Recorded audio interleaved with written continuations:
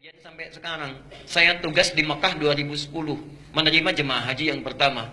Begitu datang sholat, Masya Allah, isyanya sholat di situ, Allahu Akbar. Imamnya disirkan, Alhamdulillahi Rabbil Alamin. Imamnya Muhammadiyah sendiri. Masya Allah. Begitu sholat subuh, imamnya nggak kunut. Lengkap sudah itu, apa saya bilang kan, semalam Muhammadiyah kan yang nggak kunut.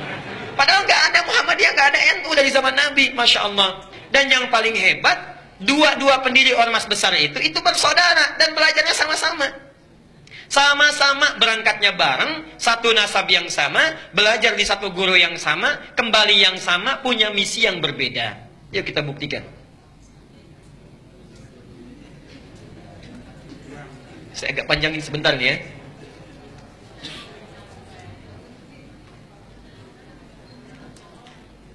Satu, namanya Kiai Haji Muhammad Hashim Al-Ash'ari. Muhammad Hashim Al-Ash'ari. Kemudian nanti mendirikan Nahdlatul Ulama tanggal 31 Januari tahun 1926. Kedua, siapa namanya? Kiai Haji Ahmad Dahlan. Sebetulnya bukan nama asli, nama aslinya Muhammad Darwish. Muhammad Darwish. Cuma nanti saat pergi ke Mekah, keduanya ini oleh gurunya Muhammad Darwish diganti nama menjadi Ahmad Dahlan. Ahmad Dahlan mendirikan Muhammadiyah tanggal 18 November tahun 1912. Nah, pertama, dua-duanya ini bersaudara. Bersaudara, ketemu nasabnya di saudara jauhnya. Muhammad Hashim Al-Ash'ari bin Abdul Wahid.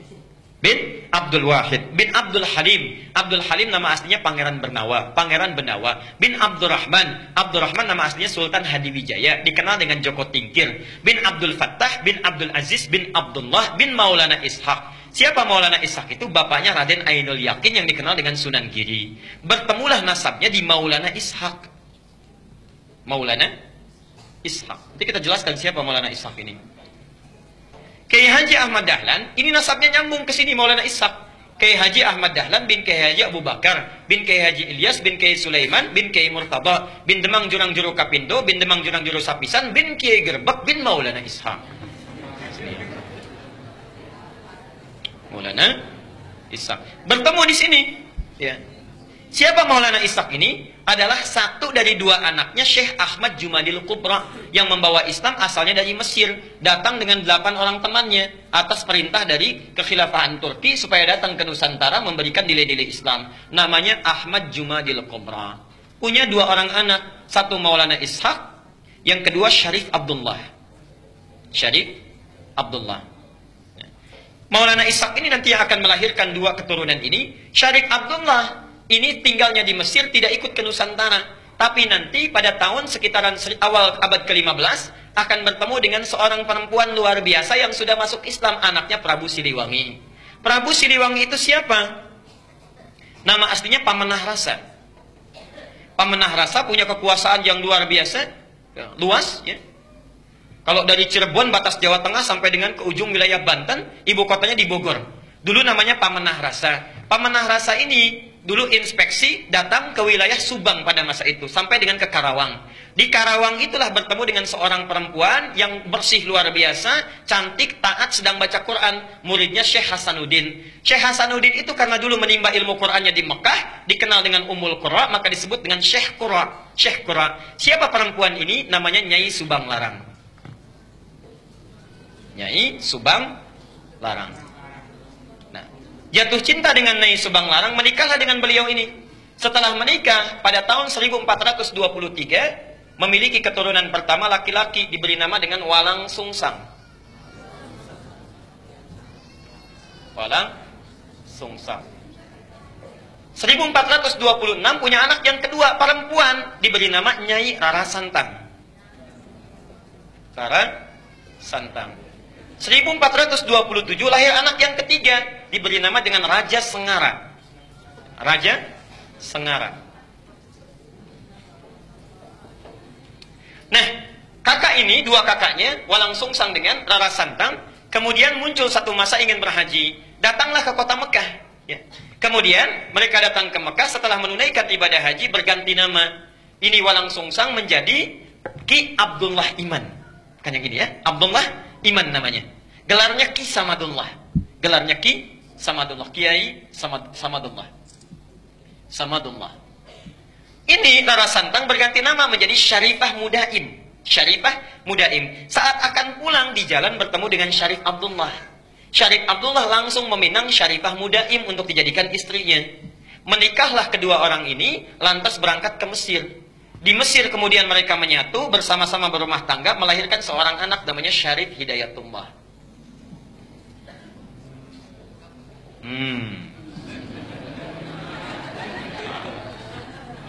20 tahun belajar di sini, belajar dengan Syekh Ibnu Athaillah Al-Iskandari, belajar dengan ulama-ulama besar, sampai setelah matang kembali dia akan menengok kakeknya datang ke Prabu Siliwangi.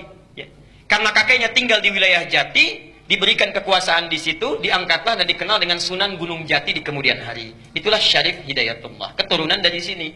Sedangkan Ki Samadullah pergi ke satu wilayah dikenal dengan Lemah Wungkuk. Minta izin pada bapaknya untuk memajukan wilayah itu. Di Lemah Wungkuk itu, Masya Allah, itu etnisnya campuran. Ada orang Cina, orang Arab, orang lokal, masih belum bagus. Minta izin supaya ditata. Campuran dalam bahasa lokal itu disebut dengan caruban. Oh, caruban. Begitu datang ke sini, ya, dikelola, dirawat dengan baik sampai tumbuh pesat luar biasa. Masya Allah, tiba-tiba melihatlah seorang anak perempuan, putri dari seorang pembesar Syah Bandar namanya Ki Gedeng Alang-Alang, punya putri namanya Nyai Kencana Larang. Kencana Larang. Ya. Menikah dengan Kencana Larang. Setelah menikah, untuk mengabadikan namanya maka disebut dengan Caruban Larang, Caruban Larang, Caruban Larang. Lisan orang sana menyebut Caruban, Caruban, Caruban, berubah sekarang menjadi Cirebon, Cirebon, Cirebon, Cirebon. Nah, muncul Cirebon. Ibunya Nyai Subang Larang sudah lama berumah tangga, ingin menengok. Di perjalanan lewat di satu daerah, ajalnya tiba, meninggallah di situ. Untuk mengenang sampai sekarang disebut dengan daerah Subang. Orang Subang belum tentu tahu itu. Nah, ya. Nah, terus apa cukup?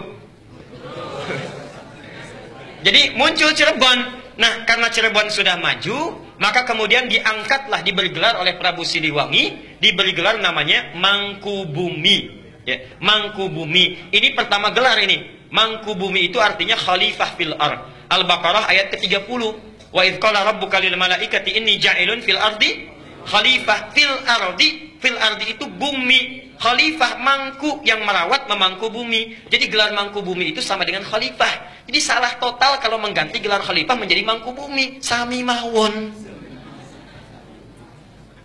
Khalifah itu ya mangku bumi. Itulah pertama kali gelarnya diberikan. Nah, yang ingin saya sampaikan, itu satu keturunan yang sama dari Ahmad Jumadil Kubra. Punya anak itu. Kisah ini bukan fiktif, bisa dibaca.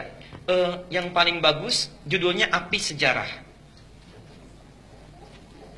Ada 2 jilid, karya sejarawan muslim namanya Ahmad Mansur Suryanegara. Ahmad Mansur Suryanegara yang dari Bandung. Jilid yang pertama warnanya hitam, halaman 148. Itu dimulai di situ kisahnya. Yang punya bukunya silahkan. Nah, apa hubungannya dengan yang paling atas? Kiai Haji Ahmad Dahlan, Kiai Haji Muhammad Hashim Asy'ari, itu berangkatnya bareng. Satu keturunan, berangkat bareng. Di Mekah itu berguru pada seorang ulama besar, alim luar biasa dari Minangkabau. Namanya Syekh Ahmad Khatib Al-Minangkabawi. Syekh Ahmad Khatib Al-Minangkabawi. Ada juga yang menyebutkan riwayat dari Sambas, Syekh Ahmad Khatib As-Sambasi. Belajar dari situ, setelah selesai, dua-duanya punya keunikan. Kiai Haji Ahmad Dahlan itu senang sekali praktek. Ya, tidak terlalu banyak teoritis. Langsung praktek. Begitu pulang ke Nusantara, langsung mempraktekkan ajaran-ajarannya, membuat persyarikatan, kemudian persyarikatan Muhammadiyah. Muhammad itu nama Nabi, Yah itu nisbah, mengikuti. Jadi ingin memperbaiki keadaan seperti sesuai dengan Nabi. Bikin rumah sakit, bikin sekolah, dan sebagainya. Praktek dakwah. Kiai Haji Hashim Asy'ari, Muhammad Hashim Al-Asy'ari, Masya Allah, beliau itu senang nulis kitab. Beda dengan Ahmad Dahlan. Menulis kitab sampai ada 19 karya beliau dihimpun di satu kitab besar. 19 kitab. Dari mulai pertama adab dalam menuntut ilmu, kedua risalah Ahlussunnah wal Jamaah, ada kitab An-Nurul Mubin fi Mahabbati Sayyidil Mursalin, sampai 19 kitab. Masya Allah. Jadi akan menyeimbangkan, saudaranya praktek, yang satu memberikan teorinya. Itu asalnya. Dan kalau Anda baca buku aslinya, kitabnya, Masya Allah, itu sama persis, gak ada bedanya. Gak ada bedanya. Aliran-aliran menyimpang yang ditanya jawab disebutkan sama sekali. Misal, Risalah Ahlussunnah wal Jamaah buka halaman ke-9. Faslu awal zuhuril bid'ah fi ardi Jawa wal mubtadi'ina fiha. Pasal menerangkan tentang awal munculnya bid'ah di tanah Jawa dan siapa tokoh-tokohnya. Bid'ah yang dimaksudkan bukan fikih tapi akidah. Tapi akidah. Halaman ke-10 paragraf yang kedua, baris 1 sampai dengan baris yang keempat. Silahkan lihat. Wa minhum rafidhiyuna. Di antara aliran bid'ah itu adalah Syiah Rafidah. Syiah. Ya. Beliau langsung menyebutkan, bukan saya. Beliau langsung yang menyebutkan. Asalnya semua sunni, kata beliau itu. Semua sunni. Cuma terjadi di tahun 1333 Hijrah. Sama dengan 1909 Masehi. Datang tiba-tiba entah dari mana. Ada satu aliran disebut dengan Syiah. Pekerjaannya. Yasubbuna sayyidana Abu Bakr wa Umar radhiyallahu anhuma. Seringkali mencela dua sahabat Nabi. Yaitu Abu Bakar dan Umar. Disebutkan dalilnya, hadisnya. Kemudian halaman yang ke-11-nya. Wa minhumul abahiyuna, ada aliran kepercayaan abal-abal, abahiyun, semua boleh. Siapa mereka? Yang merasa dekat dengan Allah, wasafa qalbuhu, hatinya merasa sudah bersih, jernih. Sehingga kalau sudah bersih jernih itu tidak berlaku ketentuan dan larangan. Jadi kalau nggak sholat pun nggak apa-apa karena sudah dekat dengan Allah. Gelarnya tinggi, Pak Kiai. Pak Kiai kok nggak sholat ya? Kan sudah adzan. Jasad bapak bersama adik, tapi roh bapak sedang sholat. Nah itu diantara yang kacau itu ya. Jadi larangan nggak berlaku karena sudah dekat dengan Allah. Ini penyimpangan langsung disebutkan di Quran surah ke-2 ayat 80 Al-Baqarah. Ya. Ada lagi aliran yang reinkarnasi tanasukhil arwah, ya. Bahkan ada jahlatul mutasawwifah, orang sufi yang paling bodoh, disebutkan oleh beliau. Siapa itu? Itu yang mengaku menyatu dengan Tuhan, Allah sedang menyatu dengan dirinya, manunggaling kaulah Gusti. Siapa kamu? Saya adalah Allah. Allah sedang apa? Allah sedang makan. Nah itu sudah lain. Jadi itu diantara kitab-kitab beliau. Nah, jadi tidak ada bedanya. Kisah yang terakhir yang ingin saya tutup, satu kali muridnya Kiai Haji Hasyim Asy'ari itu berkunjung ke Kauman ke Jogja. Karena Ahmad Dahlan pulang ke Kauman, Hasyim Asy'ari pulang ke Tebu Ireng ke Jombang. Datanglah dari Jombang itu, kemudian ke wilayah Kauman, dilihat di situ. Kok ini beda ya katanya. Balik lagi ke Tebu Ireng. Syekh katanya, itu ada aliran di Kauman yang menyimpang. Bagaimana caranya? Begini. Siapa orangnya? Namanya sekian. Ciri-cirinya bagaimana seperti ini? Itu bukan menyimpang. Itu saudara saya. Bantu sana balik lagi. Masya Allah. Ketika membantu balik lagi, kemudian sampai di situ berumah tangga, punya anak namanya Ahmad Azhar Bashir. Sampai kemudian jadi pimpinan pusat Muhammadiyah. Yang digantikan oleh Amin Rais, digantikan oleh Syafi'i Ma'arif, digantikan bin Samsudin. Agustus nanti mau muktamar itu. Ya, mau diganti lagi karena sudah 2 periode. Saya baca itu. Jadi saya tahu itu, ya. Sama juga NU juga begitu, sama sampai sekarang, sampai Aqil Siraj, ya. Hasyim Muzadi digantikan Aqil Siraj, sekarang mau nyalon lagi yang kedua itu, ya. Jadi insya Allah baca.